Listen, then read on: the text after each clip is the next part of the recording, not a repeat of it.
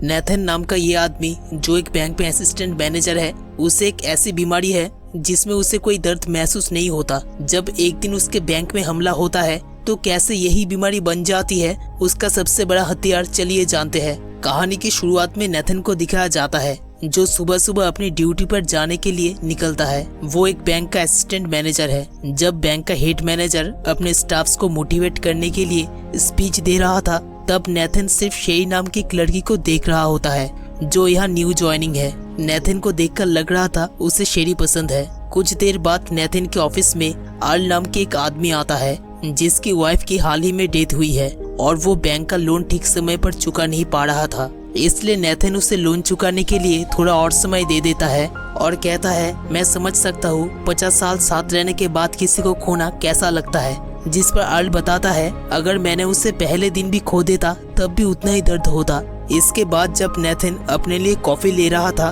तभी वह सीढ़ी आकर उसे बुलाती है, जिससे नेथन का ध्यान भटक जाता है और गर्म कॉफी उसके हाथ में गिर जाती है। ये देखकर शेरी उससे माफी मांगने लगती है, लेकिन नेथन की हथेली लाल पड़ने के बावजूद वो कहता है, माफी मांगने की जरूरत नहीं है, मैं ठीक हूँ। तभी उसके हैंड वॉच में अलार्म बज उठती है और वो वहाँ से चला जाता है। इसके बाद जब नेथन अपने हाथ में दवा लगा रहा था तभी वहाँ शेरी आती है। वो सोच रही थी उस गलती के लिए नेथन उसे नौकरी से निकाल देगा, लेकिन नेथन उसे समझाते हुए कहता है, डरने की जरूरत नहीं है, ऐसा कुछ नहीं होगा। तब शेरी अपनी गलतियां सुधारने के लिए उसे अपने साथ लंच पर चलने को कहती है, जिस पर नेथन थोड़ी सोचकर मान जाता है। लंच करते हुए शेरी उसे एक केक का टुकड़ा खाने को कहती है, लेकिन नेथन उसे मना करते हुए कहता है वो इसे नहीं खा सकता। जब शेरी इसकी वजह पूछती है तो नेथन बताता है कि उसे एक अजीब सी बीमारी है जिसकी वजह से उसे दर्द महसूस नहीं होता। इसी कारण वो कोई भी सख्त चीजें नहीं खाता, क्योंकि चबाते समय वो अनजाने में अपनी जीभ को भी काट सकता है,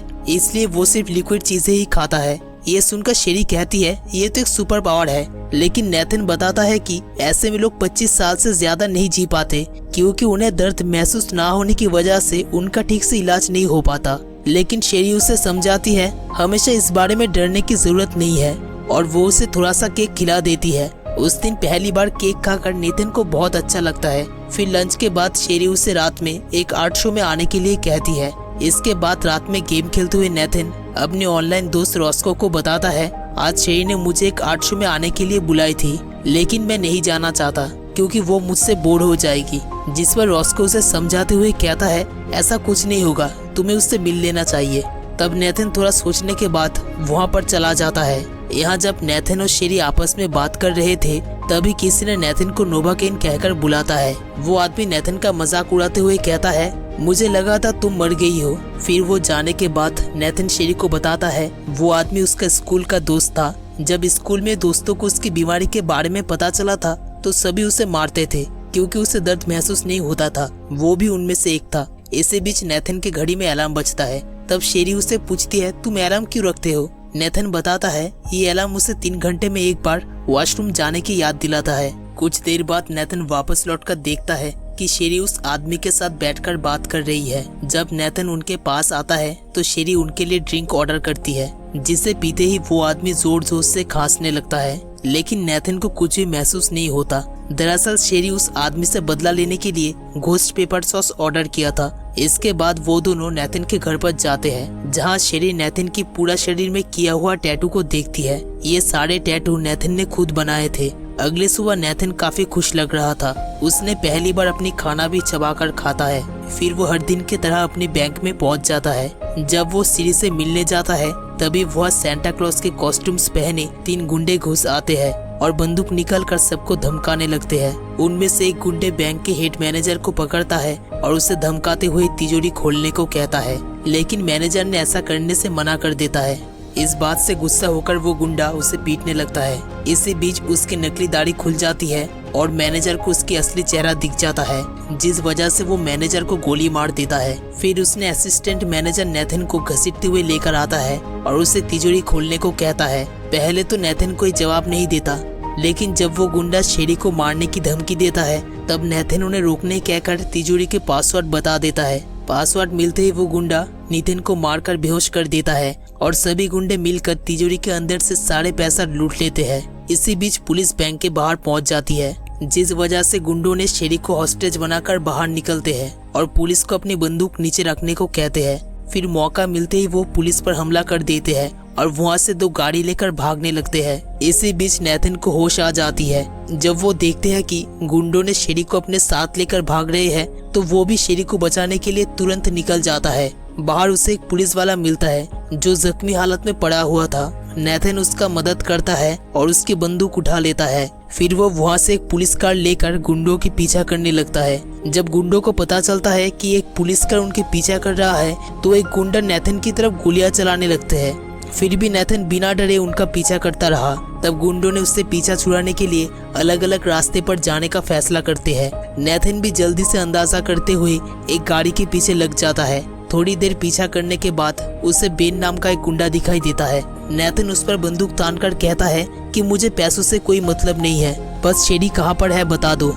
लेकिन बेन समझ जाता है कि नेथन कोई पुलिस वाला नहीं है और वो उस पर हमला कर देता है, जिसके चलते नेथन की बंदूक पास के एक रेस्टोरेंट में गिर जाता है। बेन उस बंदूक को लेने के लिए जल्दी से रेस्टोरेंट के अंदर जाता है। नेथन भी उसे रोकने की कोशिश करता है। बेन उस पर कई गोलियां चलाई लेकिन नेथन किसी तरह उससे बचता रहता है। इसी बीच उसने गर्म पैन से बेन को मारता है, जिससे बंदूक उबलते हुए तेल में गिर जाती है। फिर लड़ाई के चलते बेन को एक चाकू मिलता है। इससे पहले कि वो नेथन को मार पाता, नेथन जल्दी से उबलते हुए तेल से बंदूक उठाकर उसे गोली मार देता है। बेन को मारकर वो खुद भी बहुत डर जाता है। फिर वो बेन का फोन अपनी पास रख लेता है और उसके हाथ में बना टैटू का फोटो खींच लेता है। फिर उसी की गाड़ी लेकर वहाँ से निकल जाता है। रास्ते में वो अपने ऑनलाइन दोस्त रॉस्को को उस टैटू की फोटो भेजता है और कॉल करके कहता है उस टैटू के बारे में पता करने के लिए कि किसने उस टैटू को बनाया है। पहले तो रॉस्को मना कर देता है लेकिन बाद में वो उसकी मदद करने के लिए मान जाता है।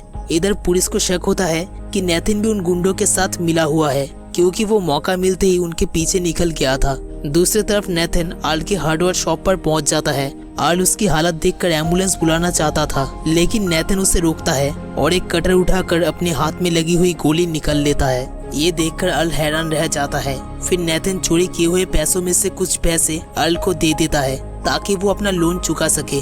दुकान से बाहर निकलते ही उसे रॉस्को के मैसेज आता है, जिसमें उस टैटू दुकान के एड्रेस था जहां से बेन ने टैटू बनवाया था। अब नेथन जल्दी से उस एड्रेस की तरफ निकल जाता है। दूसरी तरफ पुलिस को बेन की बॉडी मिल चुकी थी और रेस्टोरेंट का शेफ भी पुलिस को नेथन के सारे जानकारी दे देता है, जिससे पुलिस को लगता है इस चोरी के पीछे नेथन का भी हाथ है। जब पुलिस ऑफिसर उसे कॉल लगाता है तो नेथन उस कॉल को उठा लेता है। लेडी ऑफिसर मैन से उसे कहती है तुम अपने आप को पुलिस के हवाले कर दो, लेकिन नेथन उसे समझाते हुए कहता है मुझे पैसों से कोई मतलब नहीं है, मैं सिर्फ शेरी को बचाना चाहता हूँ। दूसरी तरफ बाकी गुंडे बेन के लिए परेशान होते हैं। आंद्रे जो कि बेन का भाई था वो कहता है शायद बेन किसी मुसीबत में हो सकता है, लेकिन साइमन नाम का गुंडा उसे कहता है परेशान होने की जरूरत नहीं है, बेन ठीक है और कुछ ही देर में वो वापस आ जाएगा। लेकिन शेरी उन्हें चुप रहने को कहती है।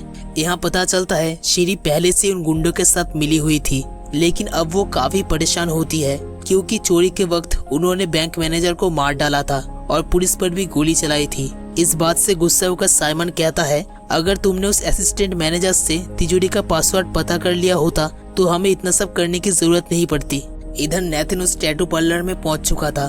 दुकान के मालिक एक बॉडी बिल्डर होता है। नेथन उसे उस टैटू की फोटो दिखाकर कहता है मुझे ऐसा ही टैटू बनाना है। तब वो बॉडी बिल्डर कहता है क्या तुम बेन को जानते हो, जिस पर नेथन कहता है मैं उसका दोस्त हूँ। लेकिन बात करते हुए बॉडी बिल्डर को शक होता है कि नेथन उससे कुछ झूठ बोल रहा है और वो उस पर हमला कर देता है। नेथन उस भारी भरकम बॉडी बिल्डर के सामने कमजोर पड़ रहा था। आखिर में नेथन ने अपना दिमाग लगाया और कांच के टुकड़े अपने हाथ में लगाकर उस बॉडी बिल्डर के आंखों में हमला कर देता है, जिससे वो बॉडी बिल्डर बुरी तरह जख्मी हो जाता है। अब नेथन उसे धमकाते हुए कहता है तुम मुझे बेन का पूरा नाम और एड्रेस बता दो वरना अगले हमला जानलेवा होगा, जिससे डरकर वो बॉडी बिल्डर उसे बेन का पूरी जानकारी बता देता है। नेथन वो एड्रेस भूल ना जाए इसलिए वो अपनी हथेली पर उस एड्रेस का टैटू बना लेता है। फिर वो बेन के घर की तरफ निकल जाता है। उधर आंद्रे बहुत ज्यादा परेशान होने लगता है क्योंकि बेन अभी तक वहाँ नहीं पहुँचा था, इसलिए वो बेन के घर पर जाने का फैसला करता है। दूसरी तरफ नेथन पहले ही बेन के घर पर पहुँच चुका था, जहाँ बहुत सारे खतरनाक जाल बिछे हुए थे। एक तीर तो नेथन के सीधे पैर में घुस जाता है। फिर भी नेथन बहुत सावधानी से घर की तलाशी लेता रहा। वहाँ से उसे कार रिपेयरिंग शॉप का यूनिफॉर्म मिलती है, जब वो घर से निकलने वाले होता है तभी उसका पैर एक फंदे में फंस जाता है और वो उसी घर में उल्टा लटक जाता है। तब वो मदद के लिए अपनी दोस्त रॉस्को को कॉल करता है, लेकिन रॉस्को उसे मना कर देता है। तब नेथन उसे समझाते हुए कहता है कि उसे इस वक्त मदद की बहुत जरूरत है, वरना उसकी मौत भी हो सकती है। ये सुनकर आखिर तक रॉस्को उसकी मदद करने के लिए मान जाती है और कहता है वो 10 मिनट में वहाँ पहुँच जाएगा। इसी बीच आंद्रे वहाँ पर पहुँच जाता है। उसे देखकर नेथन कहता है मैं तो बस एक छोटा मोटा चोर हूँ जो चोरी करने के लिए गलती से इस घर में घुस आया था। लेकिन आंद्रे को उसकी हथेली पर लिखा वही एड्रेस देखकर उस पर शक हो जाता है। तभी उसके पास साइमन के कॉल आता है जो उसे बताता है सूट पहने हुए एक अनजान आदमी ने बेन को मार दिया है। ये सुनकर आंद्रे समझ जाता है कि इसी आदमी ने बेन को मारा है। अब वो नेथन को मारने से पहले टॉर्चर करना चाहता था, लेकिन नेथन सिर्फ दर्द होने की नाटक कर रहा था। इससे पहले कि आंद्रे उसे जान से मार डालता, वहाँ रॉस्को आ जाता है और उसे मारकर बेहोश कर देता है। रॉस्को ने नेथन को फोन पर बताया था कि वो लंबे बालों वाला 6.5 फीट का आदमी है। असल में वो तो 5 फीट का टकला इंसान था। ये देखकर नेथन को थोड़ा हैरानी होती है। जब वो दोनों वहाँ से निकलने वाले होते हैं तभी आंद्रे फिर से उन पर हमला कर देता है। लड़ते हुए नेथन अपने पैर में फंसा हुआ तीर उसके सर में घुसा देता है। रॉस्को नेथन की पैर में पट्टी कर देता है। इसी बीच पुलिस नेथन को ट्रेस करते हुए वहां पहुंच जाती है। ये देखकर रॉस्को कहता है तुम्हें अब पुलिस के सामने सरेंडर कर देना चाहिए, जिस पर नेथन मना करते हुए कहता है अगर मैंने ऐसा किया तो पुलिस मुझे पुलिस स्टेशन ले जाएगी और तब तक शेरी को कुछ हो सकता है। इसलिए नेथन वहां से निकलने के लिए एक प्लान बनाता है। इधर पुलिस देखते हैं कि नेथन स्कूटर में बैठकर वहां से भाग रहा है। पुलिस जल्दी से उसका पीछा करती है और थोड़ी दूर जाने के बाद उसे पकड़ लेती है। लेकिन जब वो पास आकर उसके हेलमेट खोलते हैं तो देखते हैं कि वो नेथन नहीं बल्कि रॉस्को था, जिसने नेथन के सूट पहना हुआ है। रॉस्को ने बताता है कि मुझे पता है कि नेथन कहाँ है। इधर नेथन उस कार रिपेयरिंग शॉप के बाहर पहुंच जाता है जहां साइमन निकलने के लिए तैयारी कर रहा था। लेकिन शेरी उससे कहती है मैं तुम्हारे साथ नहीं जाना चाहती क्योंकि मैं तुम्हारी जैसी नहीं हूँ जो मजे के लिए लोगों को मारता है। तभी वहाँ नेथन आ जाता है और साइमन पर बंदूक तानकर शेरी को छोड़ने को कहता है। साइमन उसे देखकर पहचान लेता है कि ये तो वही असिस्टेंट मैनेजर है जिसने उसे पासवर्ड बताया था।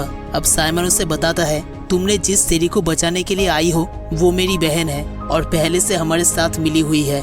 ये सुनकर नेथन को बड़ा झटका लगता है। तभी मौका देखकर साइमन उस पर हमला कर देता है और उसे गिराकर घसीटते हुए कार के नीचे ले जाता है। वो कार के पूरा वजन उस पर डालकर उसे मारने वाला था कि तभी शेरी उसे रोक लेती है। शेरी साइमन से कहती है तुम सारे पैसे लेकर यहाँ से निकल जाओ, मैं नेथन के साथ रहना चाहती हूँ। ये सुनकर साइमन गुस्से में उस पर बंदूक तान देता है। इससे पहले कि वो उसे मार पाता वहाँ पुलिस पहुँच जाती है और साइमन को गोली मार देती है। फिर वो शेरी को हथकड़ी पहना देती है और नेथन को स्ट्रेचर में लेटाकर एम्बुलेंस में ले जाया जाता है। तभी अचानक साइमन पुलिस वालों पर गोली चलाना शुरू कर देता है, जिससे एक ऑफिसर की मौत हो जाती है और इंस्पेक्टर बेंसी भी जख्मी हो जाती है। फिर साइमन चोरी किए गए पैसों को लेकर बाहर निकलता है और एम्बुलेंस ड्राइवर को मारकर गाड़ी लेकर वहां से भागने लगता है। लेकिन उसे पता नहीं था कि उसी गाड़ी में नेथन भी मौजूद है। इधर शेरी उसके पीछा करने के लिए इंस्पेक्टर मैंसी से गाड़ी की चाबी मांगती है। तब मैंसी उसे कहती है वो भी उसके साथ जाएगा। फिर दोनों साथ में पुलिस कार में बैठ जाते हैं जिसमें रॉस्को भी बैठा होता है। इधर साइमन की पेट में लगी गोली की वजह से उसे बहुत दर्द होने लगता है। उसकी आवाज सुनकर नेथन समझ जाता है कि गाड़ी ड्राइवर के बदले साइमन चला रहा है, लेकिन वो कुछ भी नहीं कर सकता था क्योंकि उसके हाथ में हथकड़ी लगा हुआ था। तभी रास्ते में एक मोड़ आने की वजह से नेथन स्ट्रेचर से गिर जाता है, जिससे साइमन को नेथन पीछे होने का पता चल जाता है। वही नेथन जल्दी से अपनी उंगली को डिसलोकेट करके उस हथकड़ी से खुद को छुड़ा लेता है। साइमन ने उस पर गोली चलाने की कोशिश की, लेकिन गाड़ी हिलने की वजह से बंदूक उसके हाथ से गिर जाती है। नेथन जल्दी से उस बंदूक को उठा लेता है, लेकिन उसमें गोली नहीं था। अब साइमन उसे कहता है मैं यहाँ से निकलने के बाद शेरी को ढूंढकर उसे मार दूंगा। वही नेथन को एक शॉक देने वाली मशीन मिलता है। वो उसे अपने शरीर से जोड़कर उसका दूसरा सिरा साइमन को लगा देता है। अचानक शॉक लगने से साइमन गाड़ी का कंट्रोल खो देता है और गाड़ी एक तरफ पलट जाती है। फिर वो गुस्से में गाड़ी से निकलकर नेथन को पीटने लगता है। इसी बीच शेरी वहाँ पहुँच जाती है। इंस्पेक्टर मैंसी जख्मी हालत में थी, इसलिए वो अपनी बंदूक शेरी को देकर कहती है साइमन को छोड़ना मत। जाने से पहले शेरी रॉस्को को कहती है कि वो मैंसे को हॉस्पिटल ले जाए। इधर साइमन नेथन को बहुत बुरी तरह से मार रहा था और उसके हाथ भी तोड़ देता है। अब नेथन इतने जख्मी हो चुका था कि वो खड़ा भी नहीं हो पा रहा था। साइमन उसे मारने ही वाला होता है कि तभी पीछे से शेरी उस पर गोली चला देती है, लेकिन साइमन उससे बच जाता है और मौका मिलते ही शेरी पर हमला कर देता है। ये देखकर नेथन एम्बुलेंस के मेडिकल बैग से नीचे पड़ा हुआ एक इंजेक्शन उठाकर खुद पर लगा लेता है। इससे पहले कि साइमन शेरी को मार डालता, नेथन पीछे से आकर उसे मार देता है। लेकिन इन सब में नेथन भी बहुत जख्मी हो चुका था और वो धीरे धीरे बेहोश हो जाता है। इसके बाद जब उसे होश आता है तो वो हॉस्पिटल में होता है। वहाँ रॉस्को उसके सामने बैठा होता है। वो उसे बताता है कि उसकी हालत बहुत खराब थी और वो कई दिनों से कोमा में था, लेकिन अब वो ठीक है। इसी बीच इंस्पेक्टर मैन्सी वहाँ आ जाती है। वो नेथन को बताती है एक पुलिस ऑफिसर की जान बचाने के लिए और इस केस पे पुलिस की मदद करने के लिए नेथन को सिर्फ 6 महीने की हाउस अरेस्ट की सजा सुनाई गई है। साथ ही शेरी को भी 1 साल की जेल हुआ है। फिर कुछ दिन बाद नेथन को दिखाया जाता है जो जेल में जाकर शेरी के बर्थडे मना रहा होता है। अब वो दोनों अपना पूरा जिंदगी एक दूसरे के साथ गुजारने के लिए तैयार थे। इसी के साथ कहानी की एंड हो जाता है। दोस्तों, इस चैनल को सब्सक्राइब करने के लिए आपका दिल से शुक्रिया।